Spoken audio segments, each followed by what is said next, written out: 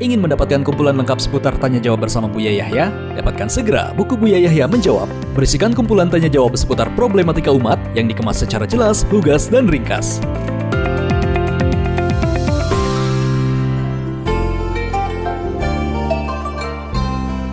Assalamualaikum warahmatullahi wabarakatuh. Assalamualaikum. Buya, saya sekarang sedang stres memikirkan masalah hutang piutang. Ceritanya begini, saya mempercayai seseorang yang terlihat soleh untuk bagi hasil usaha sebesar 600 juta atas dasar saling percaya. Namun sampai sekarang tidak ada kabar apapun. Ketika ditanya malah marah dan tidak mau mengembalikan uang tersebut. Kata istri sahnya, uangnya habis untuk main wanita, Buya. Setiap ditagih malah jadi sangat galak dan tidak mau membayar. Padahal mereka tahu kondisi keluarga kami yang bukan keluarga kaya. Uang itu adalah tabungan untuk masa depan anak-anak kami, tapi malah ditipu seperti itu. Jika saya terus-menerus menagih, saya khawatir karena banyak kasus pembunuhan karena menagih hutang. Maka saya berhenti menagih, namun dalam keluarga saya sendiri jadi hilang ketentraman karena kami jadi saling menyalahkan perihal masalah uang tersebut, Buya. Buya, saya sangat stres berat. Saya tidak akan merelakan uang itu sampai akhirat kelak. Saya berharap dia mendapatkan balasannya. Saya tidak bisa memaafkannya. Apa yang harus saya lakukan, Buya, sebelum nyawa ini lepas dari badan saya, biar saya tenang menghadapi permasalahan tersebut? Ditunggu jawabannya, Buya. Bismillahirrahmanirrahim. Yang pertama adalah Anda harus pandai menghibur diri terlebih dahulu, supaya Anda jangan sampai sakit dua kali. Jangan sampai menjadi orang yang sudah jatuh tertimpa tangganya karatan lagi. Itu kan namanya nasib buruk. Yeah.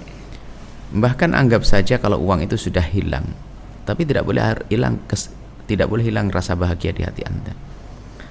Kalau sudah hilang bagaimana? Kita harus cerdas bagaimana. Ini sudah hilang, anggap saja hilang.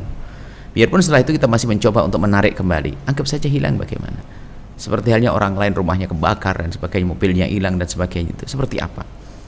Jadi Anda harus cerdas supaya Anda tidak masuk musibah yang baru lagi, depresi, ya, stres, sakit dan sebagainya, ya.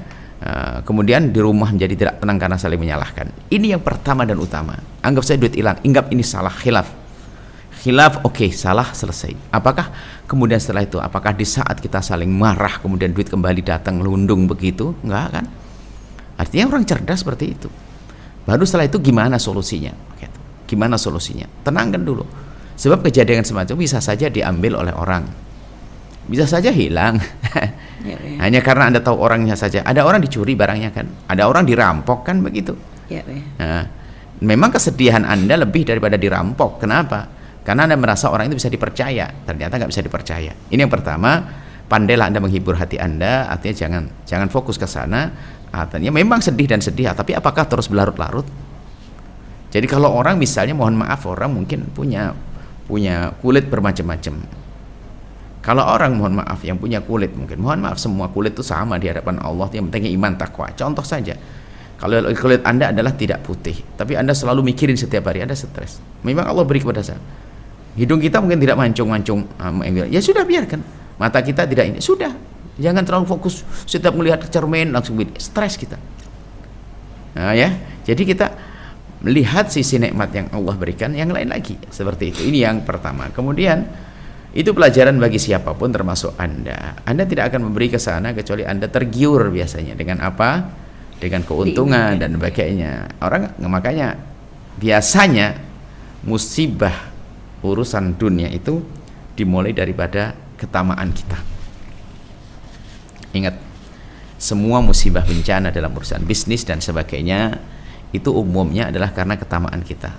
Terlalu terburu-buru, rakus, hanya diiming-imingi langsung kita tergiur, sehingga kita memberikan modal lalu hilang. Atau yang lainnya, model-model yang lain. Intinya biasanya karena kita tamak, diiming-iming dengan keuntungan langsung ikut. Padahal itu adalah bisnis gelap, nggak ada ininya. Bisa saja semacam itu. Maka tahan siapapun dari kita, jangan gampang terpesona dengan bisnis ini, bisnis itu dan sebagainya, menguntungkan. Ntar dulu, apalagi kadang-kadang menguntungkannya kayak tidak masuk akal. Nah, kalau sudah nggak masuk akal tuh ya jangan dipercaya. Wah, menguntungkan, nah, begini dapat sebulan begini. Dia sendiri juga nggak kaya-kaya ibaratnya kan. Artinya begini, jangan kita gampang tergiur, anggap saja itu kesalahan lagi. Maka Anda istighfar, minta ampun kepada Allah, dan tata hati di kedepan hari, jangan mudah Anda tergiur dengan hal-hal yang demikian itu. Kemudian langkah selanjutnya yang ketiga adalah Anda mendoakan dialah dengan doa kebaikan. Kalau Anda doakan sengsara, nanti tambah melarat, dia nggak bisa bayar utang. Ya, betul kan? Coba Anda doain, Anda marah, mengutuk dia, semoga dapat ujian. Tahu ujiannya apa? Ujiannya sakit, cacat, segala macam. Nggak kerja dia, nggak ada duit lah. Uang Anda nggak balik. Tapi kalau Anda doain dengan doa yang baik, ya Allah semoga dia banyak rizkinya. Mungkin dia itu nggak bisa bayar kepada Anda itu bukan karena dia ingin lari, karena mungkin uang itu juga hilang. Apalagi katanya main perempuan, na'udzubillah. Berarti kan musibahnya dua, sudah ngambil duit, melakukan kehinaan lagi. Dia musibah di atas musibah, dan dia ingin membayar, nggak punya uang. Lebih baik daripada Anda mendoakan dengan doa yang jelek, Anda doakan semoga dia tobat dari dosa-dosanya dan pelapang rizkinya. Kalau lapang rizki, bagaimana kira-kira? Akan mengembalikan kepada Anda utang uang Anda. Kemudian ya ini yang selanjutnya adalah Anda tetap berkomunikasi dengannya, tapi sudah dengan bahasa yang cantik dan baik. Misalnya menyapa saja, Assalamualaikum. Bahkan mungkin Anda dengan terbuka, tidak apa-apa Pak, nanti aja kalau sudah ada rezeki, insya Allah. Terus didoain dalam bahasa, semoga Bapak dapat rezeki dan sebagainya. Dan doa-doaan saya, karena saya juga banyak kebutuhan, semoga saya juga dimudahkan urusan rezeki saya. Anda dengan komunikasi yang baik menjadikan dia tersentuh, nanti pada akhirnya dipersiapkan suatu ketika kalau ada rezeki, dengan lembut hati tersebutlah maka dia nanti akan siap untuk bayar utang Anda, insya Allah. Wallahu a'lam bishawab. Baik, Masya Allah Bu ya, terima kasih Bu ya. Dan berkaitan sedikit tentang masalah hutang Bu ya, kalau tadi ada orang yang berhutang lalu tidak mau membayar, akhirnya yang menghutangi itu mengikhlaskan tapi dengan tidak mengikrarkan, itu sah Bu ya? Mengikhlaskan, tidak mengikrarkan itu adalah sah, ikhlas saja. Cuma kalau kita tidak ucapkan dengan lisan kita itu tidak akan menghilangkan sifat jelek bagi orang tersebut. Jadi gini, kalau ada orang punya utang kepada kita, ya kan, berarti kan sepanjang hidupnya dia merasa punya hutang. Kemudian dia kaya raya lalu nggak bayar, berarti kan kikir, hatinya kan rusak. Nah, hatinya rusak. Maka dengan tidak membayarnya dia hatinya rusak, dia nggak ngerti tanggung jawab dan sebagainya. Biarpun kita bebaskan nggak akan baik hatinya. Tapi kalau sudah kita bebaskan, maka dia sudah merasa tidak melanggar Allah lagi. Maka hendaknya kita beritahu.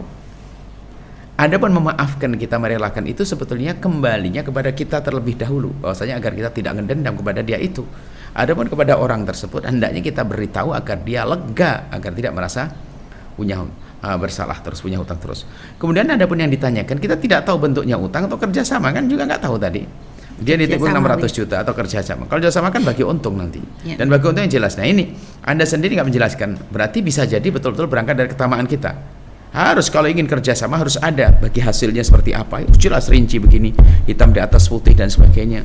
Nah, makanya kalau ada orang uangnya dibawa lari oleh siapapun, kemudian tidak pakai hitam di atas putih, jangan salahkan yang membawa duitnya, tapi salahkan kita yang menyerahkan uang kepada orang tanpa ada ikatan-ikatan yang jelas, tanpa ada pengamannya dan sebagainya. Seperti kalau ada pintu rumah dibuka nggak pernah dikunci, lalu ada maling masuk, maling salah betul, tapi orang tidak akan menyalahkan langsung kepada maling. Kenapa kunci pintu tidak kau kunci begitu, atau kenapa permatamu motor taruh di luar gitu, seperti itu. Baik, ini saja, Allah alam.